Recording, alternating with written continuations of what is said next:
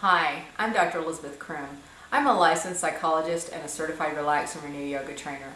I'm also the founder and director of Moonstone Center. You can learn more about Moonstone Center at moonstonecenter.com. You can learn more about me at drelisabethcrim.com. I want to welcome you to this edition of The Healer's Life.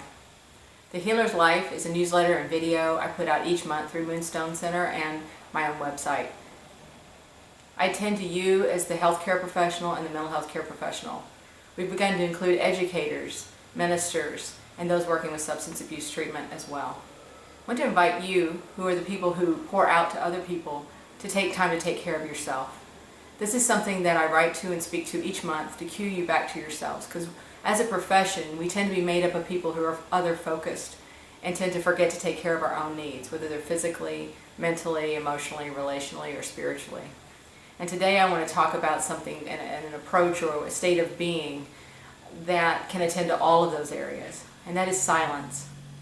It's about taking space and getting quiet and still within yourself. I want to encourage you and invite you to consider taking a few moments today to just be quiet. It doesn't mean you have to stop being active. Sometimes we equate stillness and quiet as together, that they need to be joined together, that silence has to happen with being in a state of not moving. And this can be true in very powerful meditative experiences when we set our intention and go into those poses and those experiences with intention. But we can also move through our day, through our activities, with a mind toward being quiet and quieting inward, listening to seeing what's coming up for us, discovering what happens in that silence, in that quiet mind, even while being active, whether it's mundane chores, driving, or being in an interactive state, but adding quiet in the spaces between those interactive states, or even during them, to just check in with yourself and quiet down. I had an experience this last week where all of a sudden my schedule opened up and I was thrown at first, and it took me a while to move through different feelings of agitation and irritability because I was in a more driven mode, and then all of a sudden I had this space.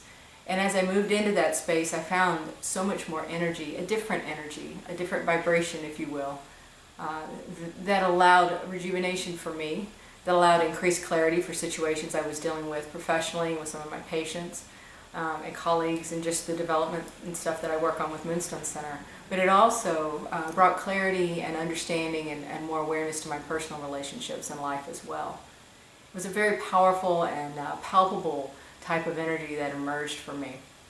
And I have had these experiences before, but I think I had kind of forgotten the power of silence and just moving into a quiet mind. As we talk about music, I think it's a very powerful metaphor.